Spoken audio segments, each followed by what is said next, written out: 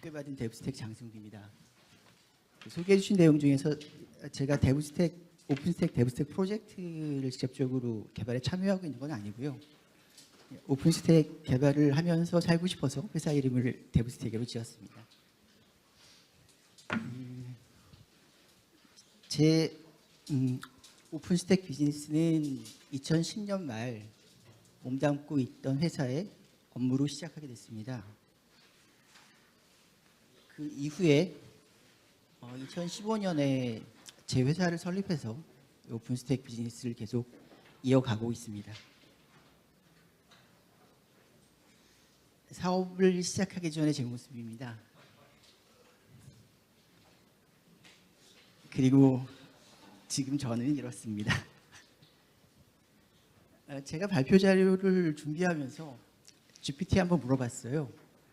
네, 오픈스택 가지고 뭘 할 수 있는지.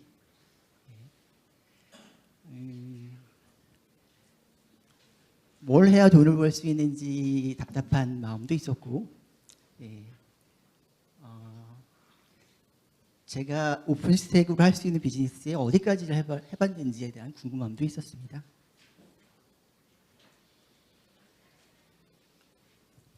GPT에 질문을 던졌더니 저한테 다시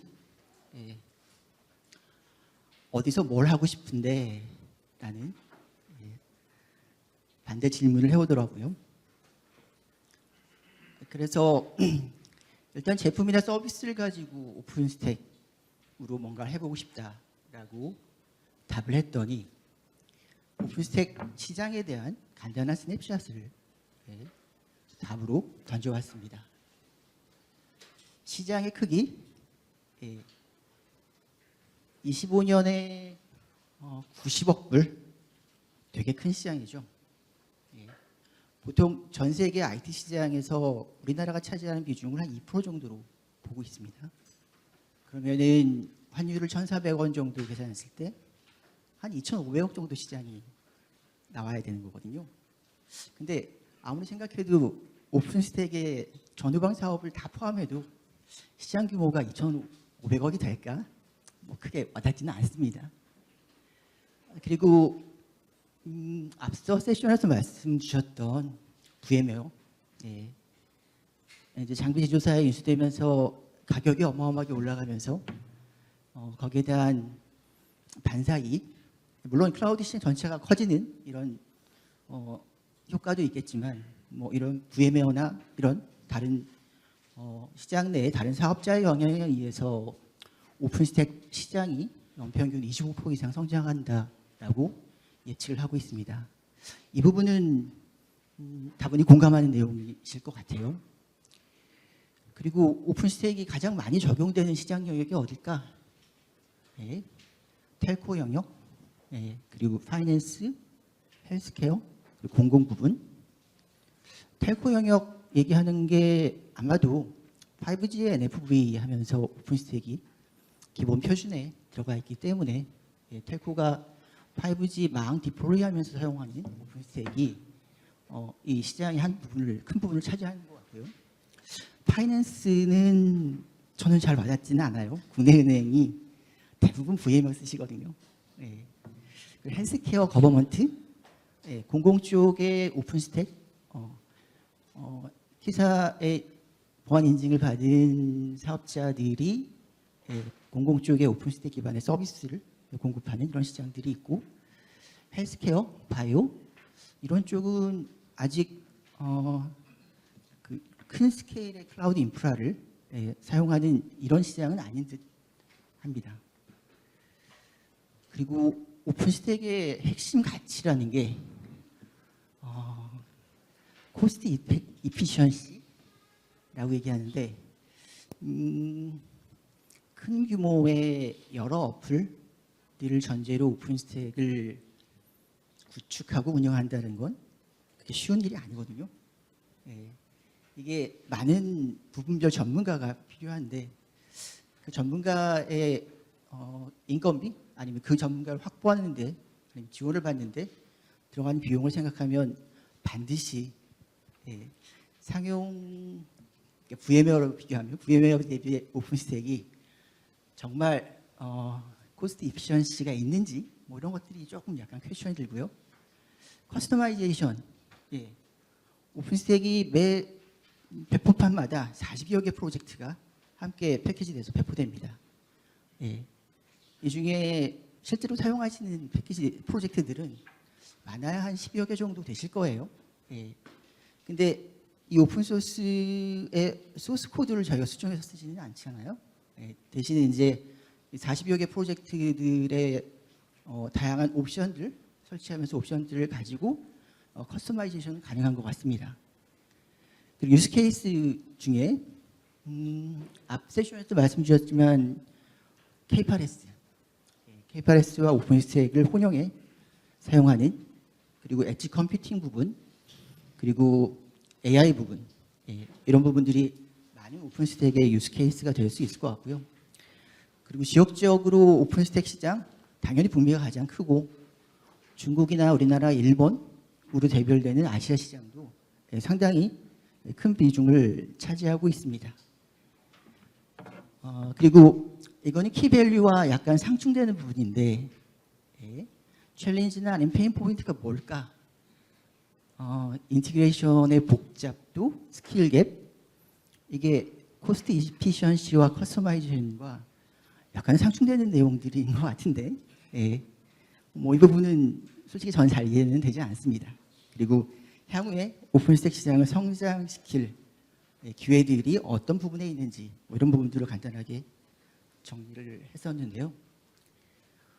그래서 오픈스택의 제품과 서비스를 할 수 있는 각각의 시장이 어떤 것들이 있는지 이제 GPT가 리스트업을 해줬고요.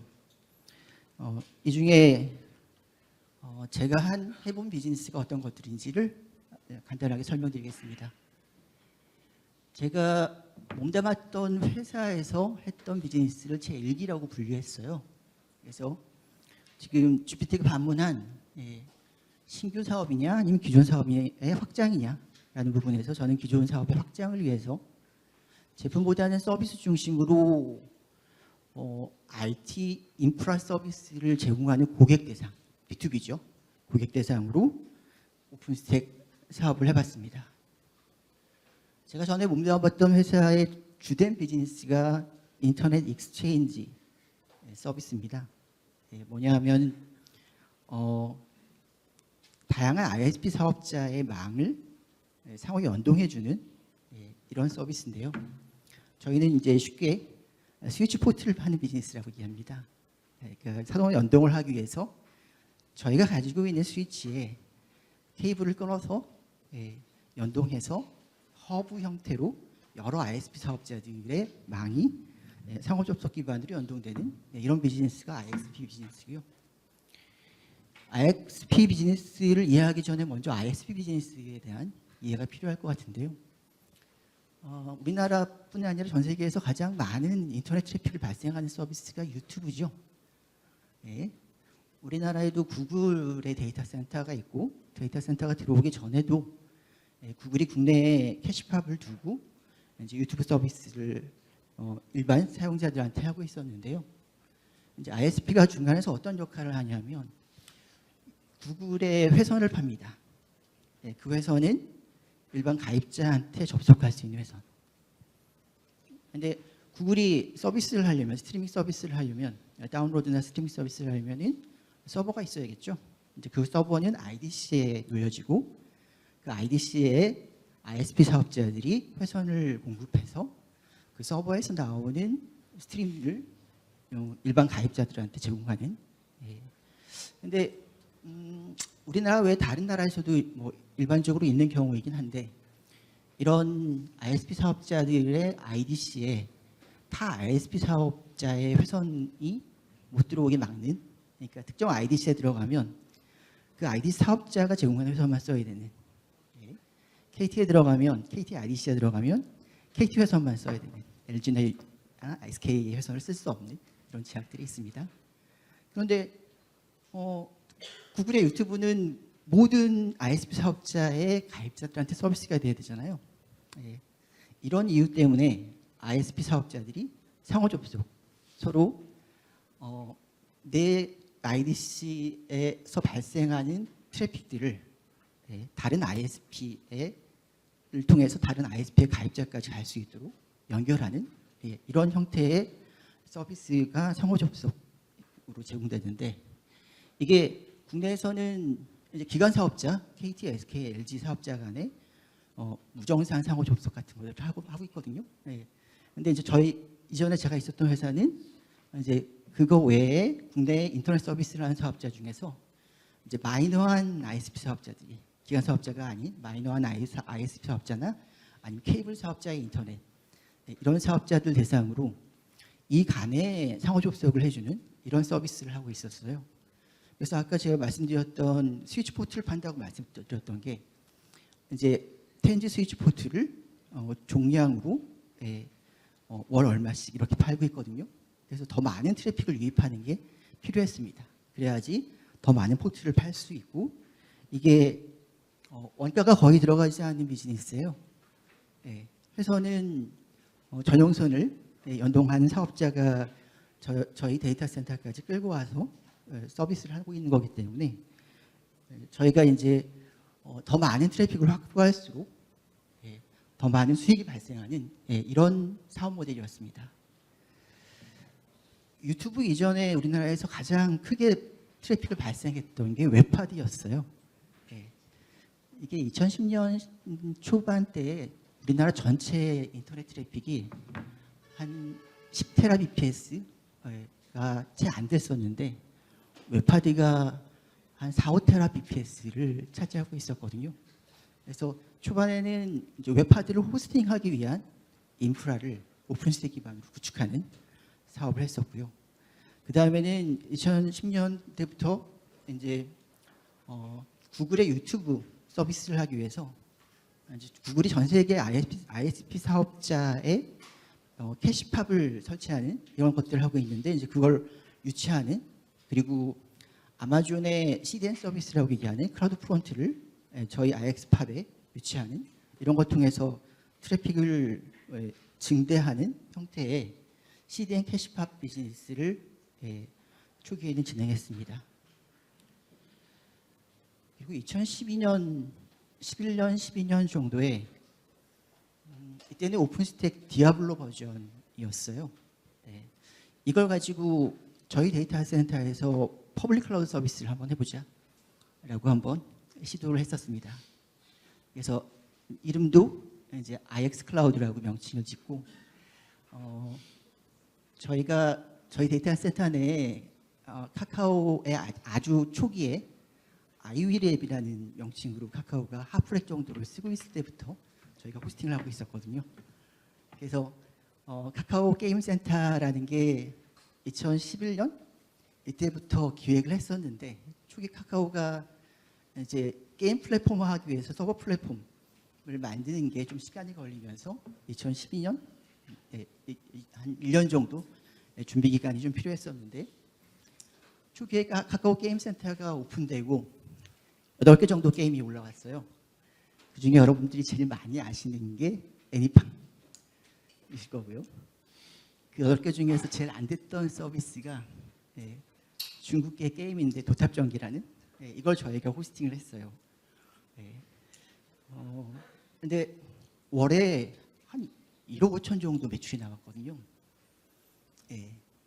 그때 LG나 뭐 이런 몇 개 사업자들이 퍼블릭 클라우드 서비스를 막 총 오픈할 즈음이었는데, 이제 저희 회사 규모나 전체 퍼블릭 클라우드 서비스 시장으로 봤을 때 월에 1억 5천은 정말 대단한 규모의, 물론 지금 보면 뭐 아무것도 아닌 정도의 숫자이긴 하지만 대단한 규모의 사업이었어요. 그래서 퍼블릭 클라우드 서비스도 해볼만 하겠구나 라고 생각을 잠시 했었는데, 이거는 정말 규모의 경제가 지배하는 시장이더라고요. 그 정도 규모로는 사업을 더 확장시키기 어려운. 그래서 저희가 했던 게 그러면은 하이브리드 클라우드, 저희 IX 쪽에 트래픽만 유입할 수 있으면 되니까 사용자가 멀티 클라우드로 서비스할 수 있게 그때 가장 많이 사용했던 아마존을 연동해서 멀티 클라우드 서비스를 제공을 해보자라고 해서, 그때 이제 하이브리드 클라우드 관련돼서 라이스케일이라는 프렉스라로 인수됐지만 라이스케일이라는 회사랑 저희 디아블로 버전과 아마존을 통합했을 수 있는 이런 멀티클라우드 CMP 환경에서 이제 기존 아마존 고객들을 유입하는 이런 비즈니스를 해봤는데 라이스케일이 프렉스라로 인수되면서 이제 더 이상 라이스케일이 이런 쪽 비즈니스에 집중하지 않으면서 기술 지원이 되지 않아서 이 서비스는 계속 가지는 못했습니다. 그 다음에 저희가 클라우드 익스체인지라는 개념, 이제 아까 ISP 간의 상호 접속을 말씀드렸는데 클라우드 사업자 간에도 상호 접속이라는 게 필요한 건가? 아니면은 클라우드 사업자가 아니라 컨텐츠를 가진 사람과 클라우드 사업자 간의 직접 연동 이런 것들이 필요한 게 아닌가라고 해서 저희가 아마존의 다이렉트 커넥트를 저희 쪽 팝에 연결을 하고 전 세계 클라우드 사업 IDC 사업자 중에서 가장 큰 기업이 이퀴닉스라는 회사가 있습니다. 이제 이퀴닉스가 이때도 자체로 SDN 기술을 개발해서 여러 사업자 간의 서비스를 L2나 L3로 상호 접속을 할 수 있게 하는 이런 SDK를 만들어서 서비스를 하고 있었어요. 그래서 저희가 이 SDK를 가지고 와서 다양한 CSP들의 직접 연동망을 소프트웨어로 구성하고 제어할 수 있는 이런 사업들을 진행을 해봤습니다. 그리고 2015년에 제가 스핀오프에서 독립하면서 이제 두 번째 2기 사업을 시작하게 됐는데 이때는 이제 사업 기반이 없기 때문에 기존 사업의 확장이 아니라 신규 사업으로 시작을 했어요. 그리고 서비스보다는 제품 중심으로 그리고 국내외 기업이나 개인 고객 대상으로 오픈스택 가지고 서비스를 해봤습니다. 그래서 저희도 자체로 오픈스택 배포판 같은 것들을 만들어 봤고요.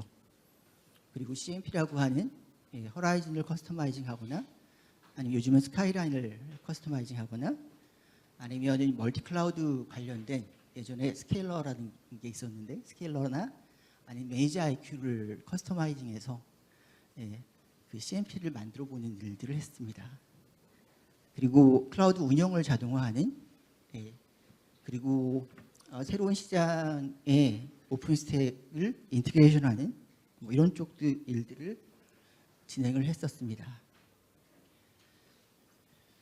클라우드라는 게 작은 규모의 고객이 프라이빗 클라우드를 구축하는 경우는 없잖아요. 그래서 대부분 다 스케일러블, 확장 가능하고 경우에 따라서는 멀티리진, 멀티존에 대한 구성 요구가 있습니다.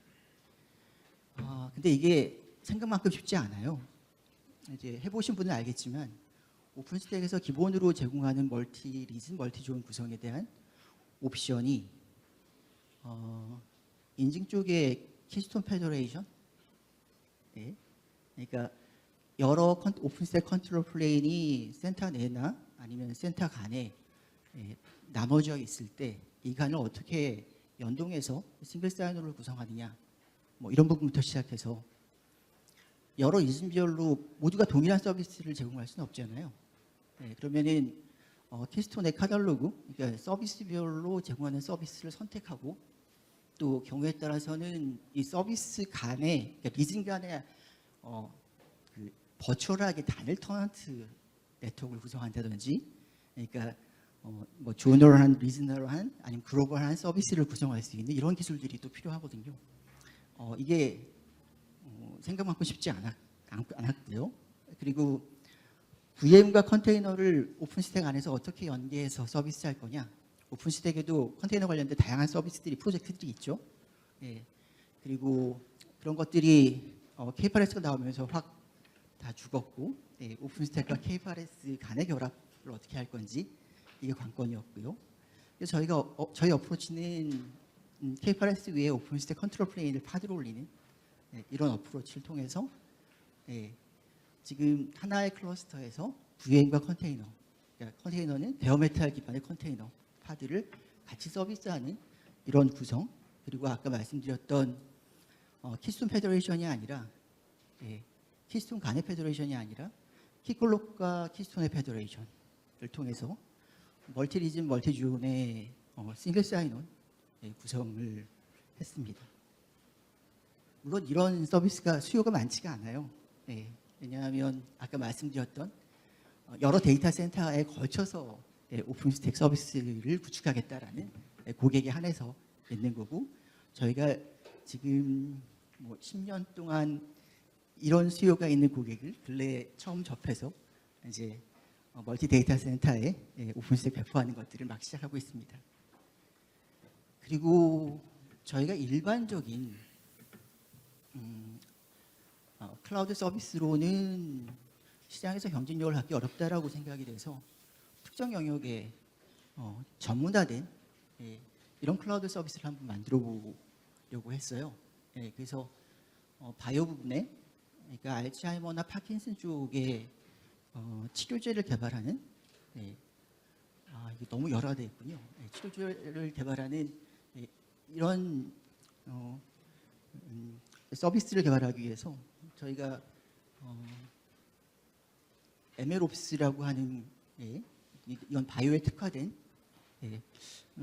알츠하이머라는 게 정말 전 세계에서 연구하는 기업들이 신약을 개발하기, 치료제를 개발하기 위해서 연구하는 기업들이 되게 많이 있는데, 아밀로이드 베타라는 단백질, 이게 뇌에 축적되고 이게 뇌신경을 파괴해서 알츠하이머가 발생한다고 하는데, 이 아밀로이드 베타랑 반응성을 가진 케미컬을 찾는 게 신약 개발의 핵심인데, 이게 정말 이그조스티브한 컴퓨팅 리소스들이 필요하고, 이제 이걸 하기 위해서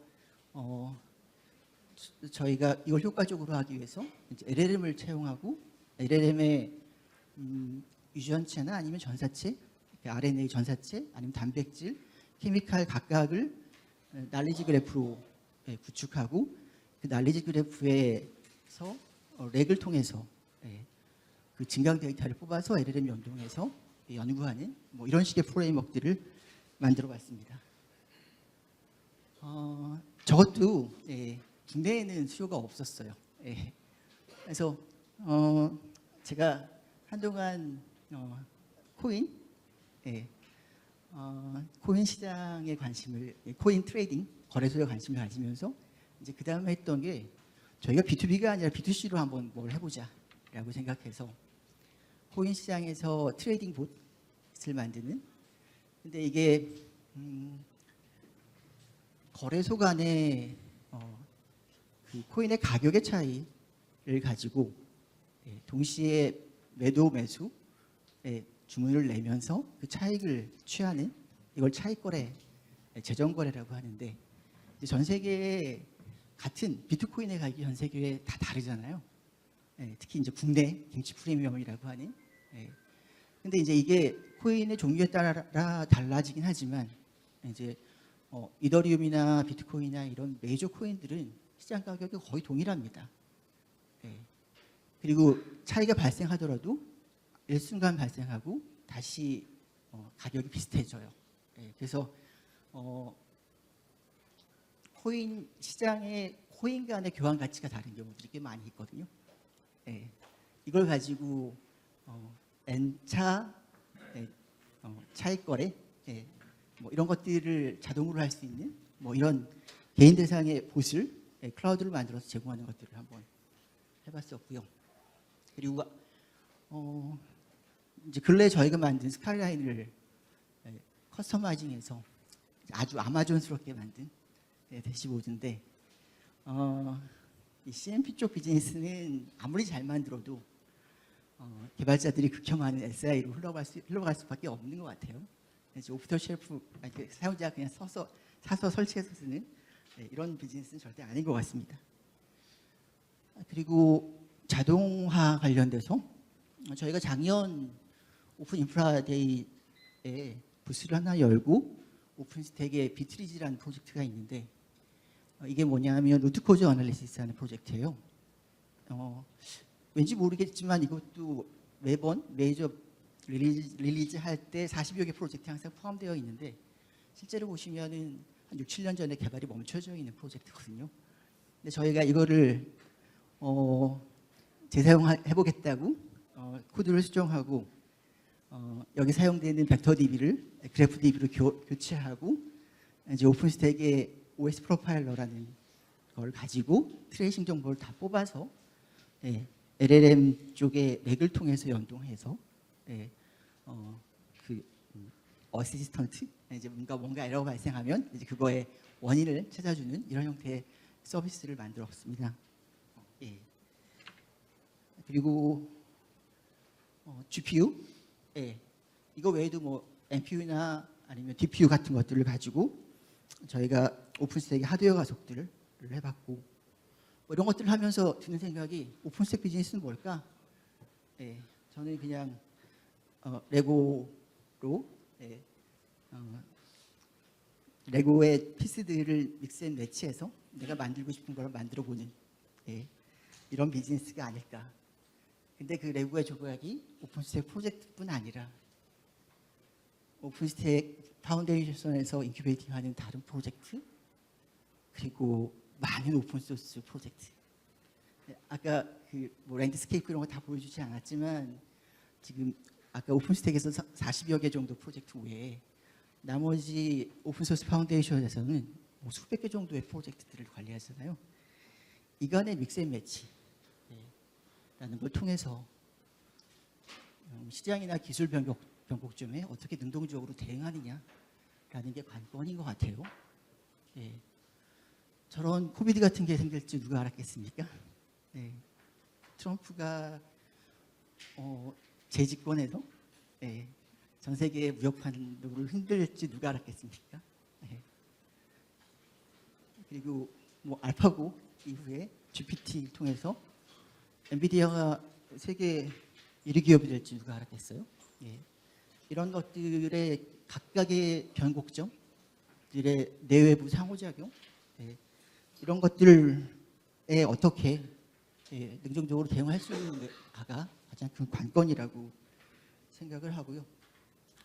사업이 성공하려면 몇 가지 요소들 가장 큰 건 시장일 것 같긴 한데 또 하나는 누가 하느냐, 뭐 언제 하느냐, 뭘 갖고 하느냐, 어떻게 하느냐가 관건일 것 같은데 저는 INFJ입니다. 어떻게 보면 사업을 하면 안 되는 사람일 것 같기도 하고 그렇지만 전 내일도 오픈스택 비즈니스를 계속 할 거고요. 한번 잘할 때까지 해보겠습니다. 끝까지 들어주셔서 감사합니다.